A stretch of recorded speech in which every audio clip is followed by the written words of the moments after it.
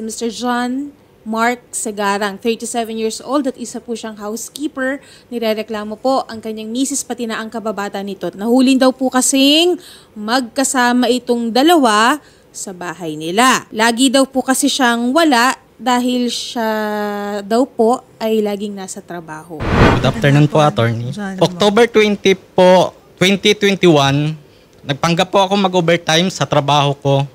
Di po alam ng asawa ko na ako'y nagpapanggap lang na mag-overtime. Umuwi po ako bigla. At napakasakit po yung nadatnan ko na napatunayan kong may lalaki nga yung asawa ko. Paano ka nagduda at naisipan mong magpanggap? Ma'am, bago ko po ginawa ang pagpapanggap na mag-overtime ako sa trabaho, may pumunta pong babae sa pinagtatrabahuan ko at kinausap po ako kung alam ko po ang nangyayari sa asawa ko at sa asawa niya na may relasyon po. Kasal kayo ng asawa mo, no? Yes po, Tapos attorney. yung isa, sino ba yung kinakasama ng asawa mo? Ni Rosalyn, no? Sino yung kinakasama niya? Segundo Sabas, ma'am. Kilala mo tong si Segundo? Ma'am, bali, doon ko lang po yun nakita sa bahay nung nahuli ko po sila nung gabing yun. So hindi kayo personal na magkakilala? Hindi po. Yung babaeng lumapit sa'yo, yung misis nito ni Segundo Sabas. Kilala mo siya, hindi? Ma'am, doon ko lang din po nakilala nung pumunta po sa trabaho ko mo. po. Okay, tapos anong nangyari? Mga kailan ka nilapitan nitong si Angelica?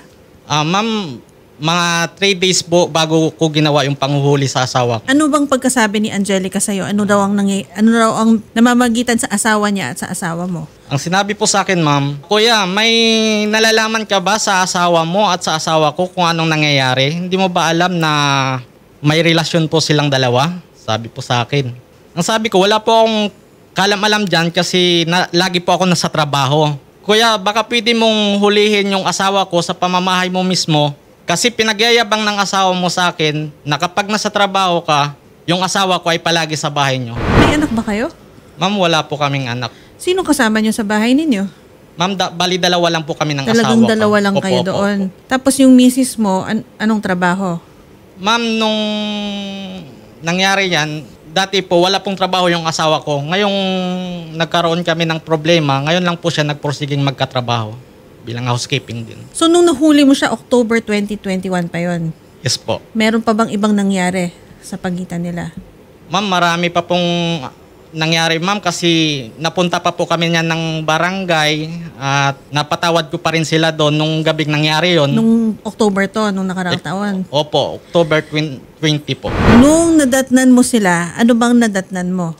Nakikita po ko po yung mga ginagawa nila na hindi nila alam kung anong gagawin nila sa loob ng bahay. Kasi ma'am, ako po, nasa bintana lang nakatingin. Sinira ko po yung bintana, ma'am. Yung lalaki po, ma'am, tumakbo sa ilalim ng lababo. Nagtago po doon, si Mr. Segundo Sabas. Nakita mong tumakbo siya? Yes po, ma'am, kasi bago ko po ginawa yung paghuhuli, ma'am, nakasit up na po yung bintana ko na madali kong masira. Sinet up mo nung kaumagahan siguro, bago ka umalis? Opo, ma'am. Tapos? Pagkatapos, ma'am, nakita ko po yung lalaki doon sa ilalim ng lababo. Walang damit at naka-short lang. Okay. So, naka-topless yung lalaki. Opo, attorney. Asan yung asawa mo nung sumilip ka sa bintana? Nasa loob po, hindi po niya alam yung gagawin ko, anong gagawin niya. Nakadamit naman siya ng maayos? Nakadamit naman po. Tapos, hindi, nung nakita mo sila, ano bang ginagawa? Nakaupo lang, ganyan. Bali, nagulat sila, attorney, kasi nasa loob po sila ng kwarto eh. Hindi sala. Hindi po. So, nasa bedroom ninyo? Yes po. Talaga namang kaduda-duda yun.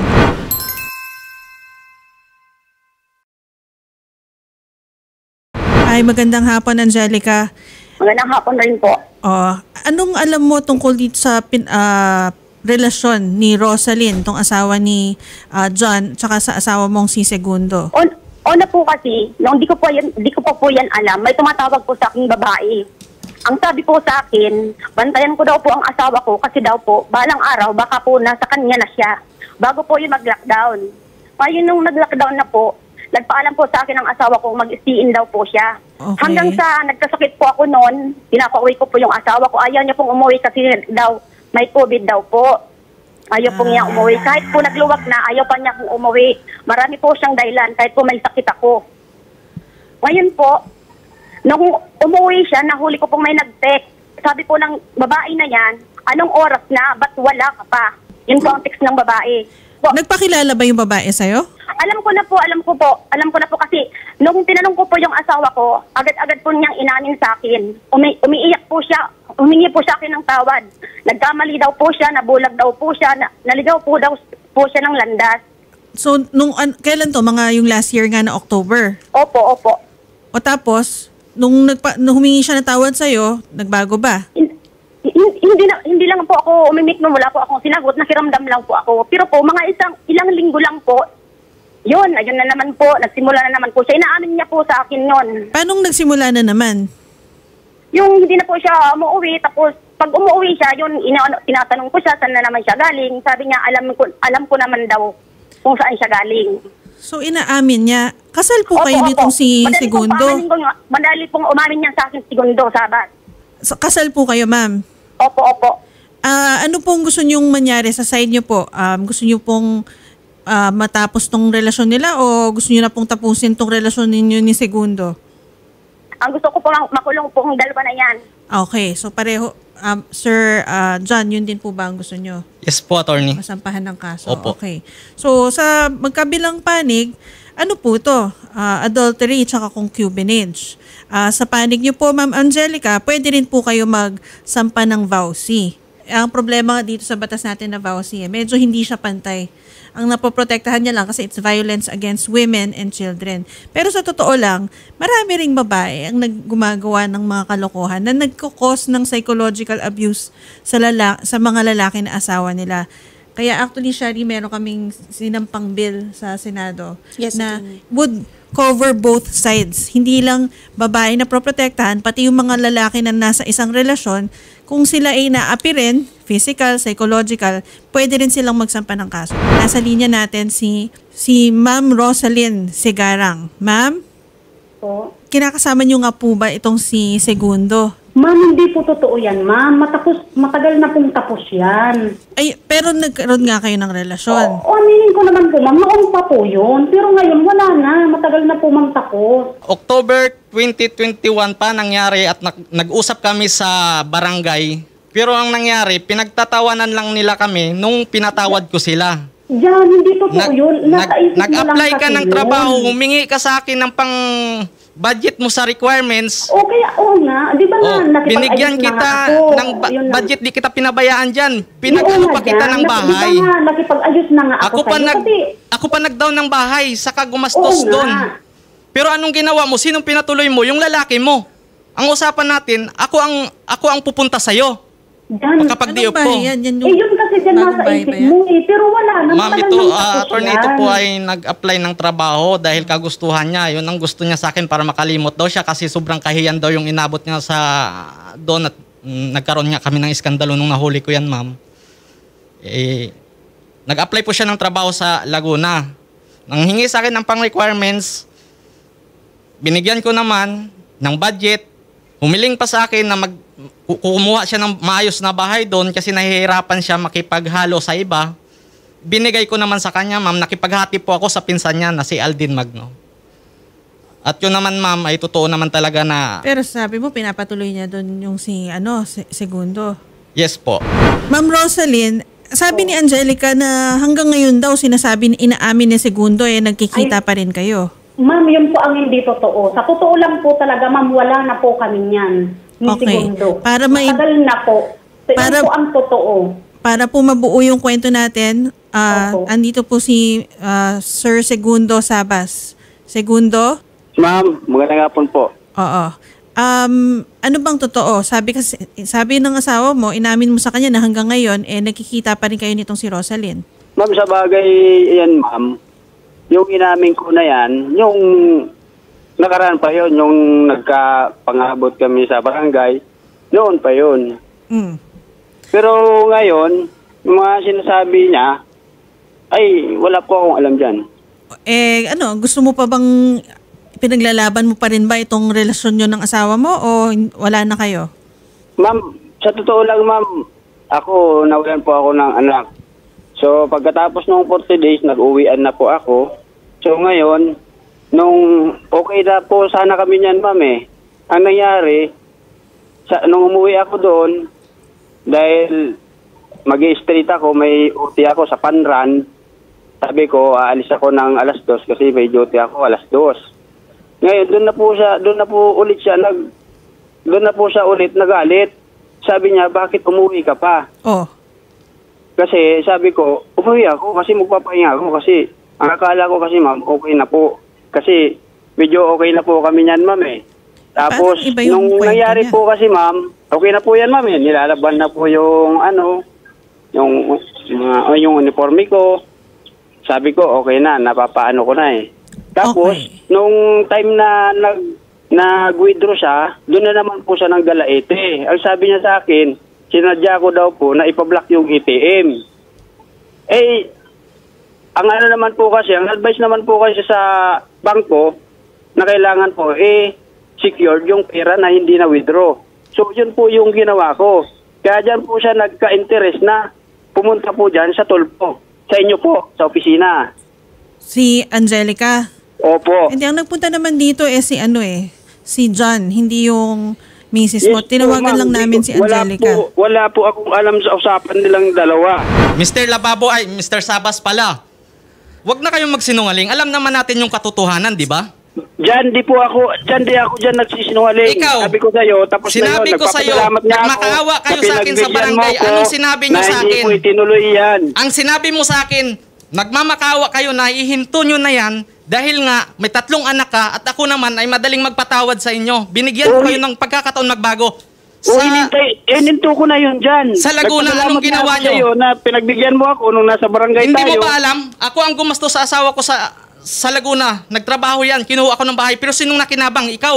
Ay, Paano wala mo akong nalaman alam. na tumutulong Wala siya po, sa Laguna? wala akong alam Ma'am, dyan, kung pwede lang po tawagan si Alden Magno, sa mapapatunayan sinasabi yan, niya. ma'am.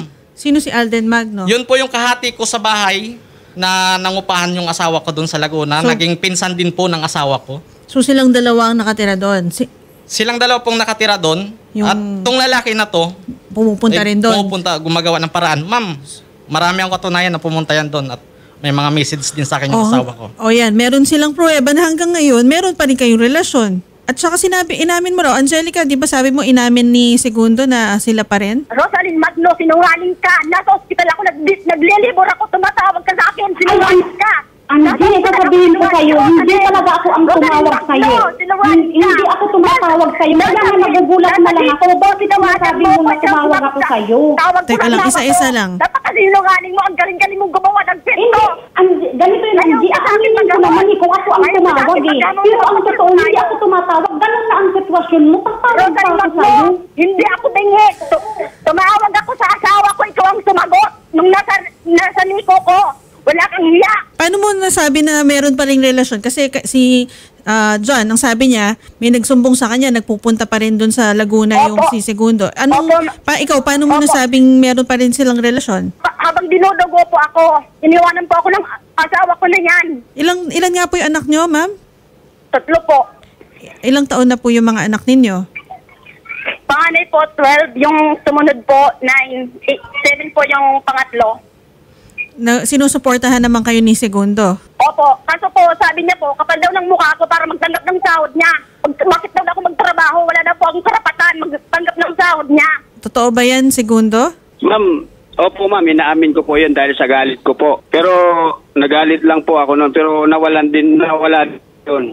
Ganyan ka naman, Segundo, porque wala akong trabaho. Ganyan ka umasta sa akin. Okay. So, Simula pa lang, umingi ka sa akin ng tawad. Ilang beses mo inulit. Umingi ka sa akin ng tawad. Tsaka wala naman akong sa'yo Andyan naman sa'yo yung ATM Ikaw ikaw naghahawak, ikaw nagsasahod. Ano bang Yun yung dahilan mo, dapat mong ireklamo sa akin? Yun yung dahilan mo dito sa aking ATM. Ang sabi mo sa akin, hayaan lang dito sa ginagawa mo. Total din naman kami nagugutom. John, babalikan mo pa ba si Rosalyn o anong gusto mo mangyari? Masampahan sila ng kaso? Sa ginawa niyang paulit-ulit na panluloko sa akin, sobrang sakit na sa akin yung nangyari lalo nung mahuli ko sila sakto. Diretso ko na po na sasabihin na ayaw ko na makipagbalikan sa kanya. Gusto kong kasuhan at makulong yung mga yan. Bibigay ka pa rin ba sa kanya ng sustento? Hindi na po. Okay, Rosalyn, may message ka ba kay John? Ang ganito po kasi yan, ma'am, lagi po kami nag-uusap ni John Mark. Okay. Ang sabi niya sa akin, pagkatapos nito, ayusin ko ang buhay ko. patatawarin niya po ako. Wala po siya sinabi sa akin na ganyan ang desisyon niya. Maayos naman po kami nag-uusap niya, nagchat-chat po kami. Basta ang last na sinabi niya sa akin, ayusin ko lang buhay ko. Kailan ba kayo, sige, John, sagutin mo na. Ganito po, ma'am. Yung sinasabi niyang maayos ako nakikipag-communication sa kanya. Dahil po, sinabi ng lalaki na yan sa asawa niya, pag tinuluyan niyo kaming pinatulpo, hindi nyo na kami makikita. Hindi daw sila sasagot at hindi. Ngayon, andito naman sumagot naman po sila. Okay. O diyan, at least naiintindihan natin. Papatawarin po ba? Sabi Hindi niya? po. Magkaiba siguro, iba ang intindi mo. At saka baka yan yung dati pa. Kung yun nga, paulit-ulit pa rin, baka iba na nagbago na ng isip si John dahil alam nga namang paulit-ulit na lang siyang lolokohin. Ma'am Angelica, may huli po ba kayong gustong sabihin? At ano po ang gusto nyo nang mangyari dito sa inyo? Ang gusto ko po mangyari, makulong po yan. Kasi ganun din lang po. Ulit-ulit nilang ginagawa yan. Porkit pinapatawad, ulit-ulit po nilang ginagawa yan. Kulong na lang po. Sige. Rosalyn Magno, sinungaling ka. Nakaboro yung anak ko, nagmimessage ka pa sa asawa ko. Napakasinungaling ko. Hindi ako nagmimessage sa'yo.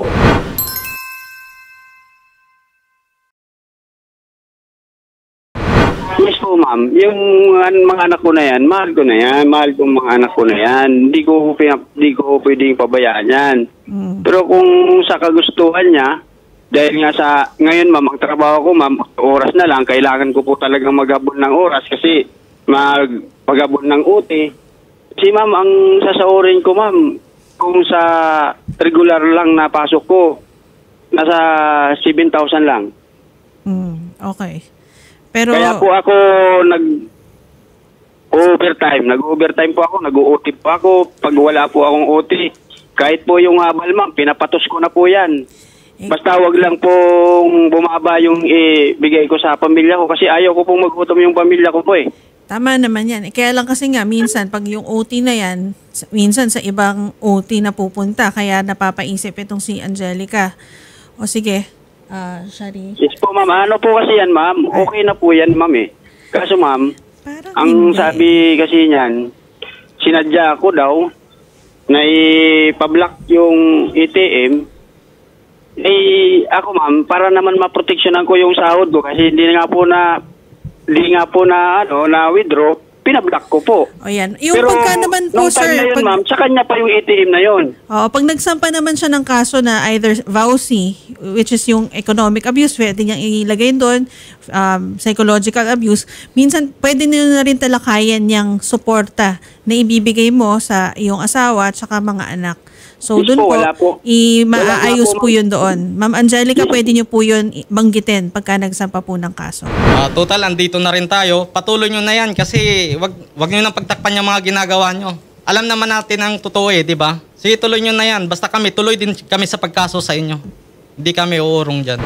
Sige lang, magpaganda ka lang ng paganda para mas ganaan si Segundo sa'yo. Sa'yo, Mr. Segundo, ayan nangyari sa pamilya mo. Konsensya mo yan sa sarili mo na namatay yung anak mo. Dahil nasa hospital yung anak mo, ang inuna mo, asawa ko. Yan nga, sabi mo, masipag ka magpatos, masipag ka rin magpatos sa asawa ko. Salamat po, yun lang po. Sige po. Sige sir, tulungan po namin kayo sir sa pag-file po ng kaso laban po sa kanila sir. Okay po. And sige sir, kausapin po kayo sa studio, sa kabilang studio po. And Segundo, Angelica and Rosalyn, maraming salamat po. Huwag niyo po ibababa. Kausapin po kayo ng mga staff po namin.